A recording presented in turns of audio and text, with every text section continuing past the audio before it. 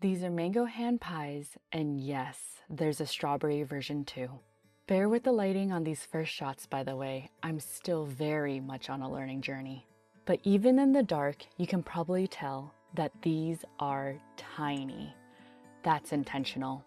These are mini hand pies, and they pack just as much flavor as a full-sized one. Welcome back to my channel, Baking Daydreams with Tiff. Today, we're baking the hand pie recipe from the Magnolia Table Cookbook, and I added a flavor variation that's become a regular in our house. Let's start baking. We're starting with 2 cups of all-purpose flour, then 2 tablespoons of sugar, and 1 teaspoon of salt. Go ahead and whisk those together so everything is evenly mixed before we blend it with the butter.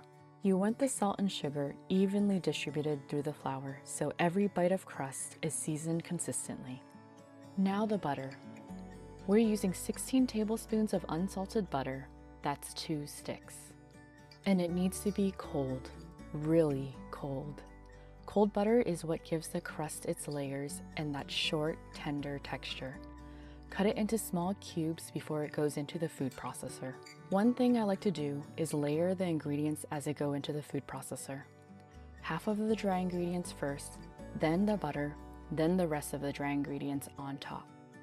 That way, the butter gets surrounded on both sides and the food processor can work through it a little more evenly. We're going to pulse until the butter breaks down into small pieces and the mixture looks like coarse crumbs. Not fully dough yet, that's exactly what you want at this stage. To bring everything together, we're adding 1 egg and 2 tablespoons of milk. These bind the dough and the egg adds a little richness to the crust. Working dough with my hands always takes me back to playing with Play-Doh at my grandparents' house. When I was little, I used to play restaurant with my grandma. And one time, I handed her a plate of Play-Doh and told her to eat her meal. She did the pretend munch with the pretend munching sound. At that time, I was a 4-year-old realist. I called her out on it immediately on not eating my food. So she took an actual bite, a small bite, but an actual bite nevertheless. To this day, I don't know if she spit it out when I turned around. I hope she did, but that's the kind of love my grandma had for me. For the record, Play-Doh is non-toxic, but that is not an invitation to eat Play-Doh, just wanted to share a childhood memory. Once it comes together, wrap it up and let it rest in the fridge for at least an hour. This gives the gluten time to relax and keeps the butter cold, which is what gives you those flaky layers later. Here's how to make the preserve. We're using 2 cups of frozen fruit, 1/3 cup of sugar, and 2 tablespoons of cornstarch. The cornstarch is what thickens everything up, so your filling doesn't run when you bite into it. Okay, real talk. When I first made these, I grabbed jam without thinking twice, because I assumed jam and preserves were the same thing. They're not, and it actually matters here. Jam is made from crushed or pureed fruit. It's smooth and spreadable. Preserves have actual pieces of fruit in them. More texture, more fruit flavor, and a better filling for a hand pie where you want it to hold its shape inside the dough.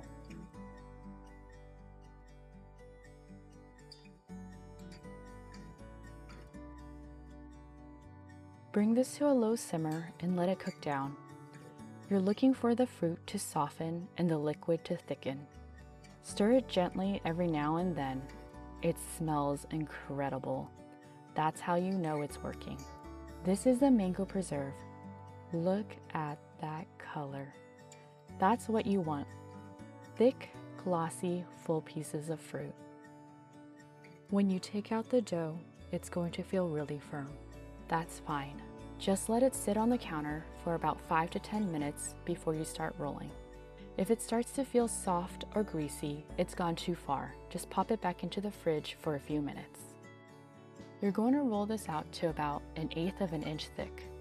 Consistent thickness matters here, because thinner spots will bake faster and thicker spots stay doughy.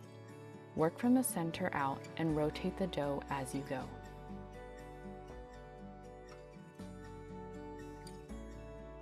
There it is. You want it nice and even all the way across. Now we're going to cut these into rectangles. You can use a knife, a pizza cutter, or a bench scraper, whatever you have. I'll be honest, I don't measure mine. I just cut them to the size I want the pies to be.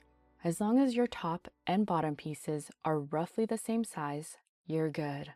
And those edge scraps you're trimming off, don't throw them away. Okay, real talk again. What you're seeing me do right now, squeezing the dough together like this, I found out after the fact that this isn't the best move. All that work we did to keep the butter cold and in small pieces, that's what creates the steam pockets in the oven that make the crust flaky. When you squeeze instead of gently pressing and folding, you're warming the butter with your hands and collapsing those layers before the dough even hits the heat. You also risk a weaker seal at the edges, which means the filling can bubble out during baking. I like to move the cut pieces straight onto the sheet pan before I start assembling. Once the filling goes on, these are really hard to move without everything shifting. Handle the dough as little as possible while you're doing this. The more you touch it, the more the butter warms up from your hands, and the warm butter means less flakes. Now, we're going to do a quick egg wash on the base pieces before the filling goes on. Just brush a thin layer around the edges of each piece. This is what helps the top seal to the bottom. Personal preference. I've found using my fingers is a lot easier, but again, do what's best for you. So here's where the two flavors come in, starting with mango. Mango isn't the original recipe.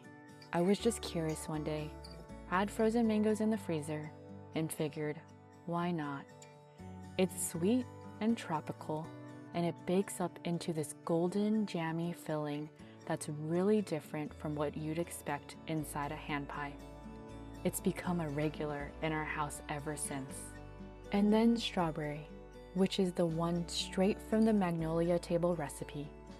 Bright, a little tart, familiar in the best way. It's the classic for a reason. However much filling you add, just make sure you leave a little border around the edge for sealing, and don't overstuff them. Too much filling and it'll start oozing out while it bakes, which makes sealing a lot harder and a lot messier. Now lay your top pieces over the filling, line up the edges as best you can. They don't have to be exact. Press gently around the edges with your fingertips to start the seal. And I mean gently. You can probably see my fingertips in the dough there, which is a sign I went a little harder than needed. Just enough pressure to get the two layers to stick together. Then go around with a fork and crimp all four sides. This seals everything in and gives them that hand pie look. The pattern also tells you where the dough is properly sealed, which matters when the filling starts to bubble.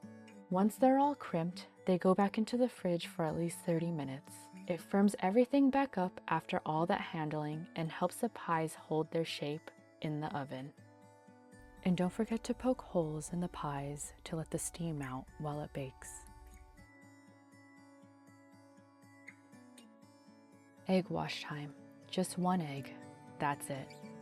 Put these in the oven at 350 degrees for about 30 minutes, or until they're deep golden brown. Your kitchen is going to smell like warm fruit and buttery pastry. It's a really good smell. While they bake, let's make the glaze. Quick note on the icing before we get into it. The Magnolia Table recipe has its own, and it's lovely.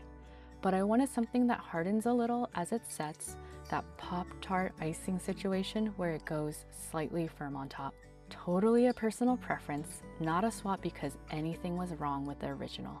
The glaze is 3 ingredients: half a cup of powdered sugar, 1 tablespoon of whole milk, and a 1/4 teaspoon of vanilla paste. I always sift the powdered sugar first. It only takes a few seconds and it means no lumps in your glaze. Whisk it together until it's smooth. It should be thick but still pourable.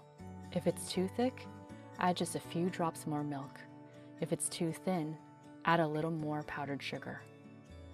And with a little movie magic, the pies are done. Look at this little one. That's one of the minis from the scrap dough. Golden, crimped, just a little rustic. That's what we're going for.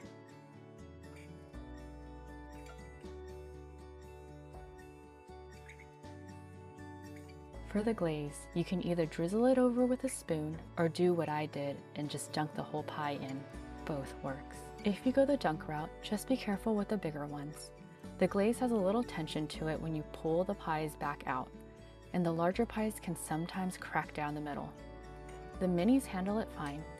For the full-size ones, a spoon might be a safer move. Let it cool in the pan and the glaze will set up nicely. That's the Pop-Tart moment right there. And that's them. Mango and strawberry ham pies from scratch. Buttery crust, fruit-filled, that vanilla glaze on top. It has been so fun baking with all of you today. If you like this video, press the thumbs up. Comment down below with either your preserve preference or your baking journey. And don't forget to subscribe to my channel to get notifications for the next video. Thanks, bye.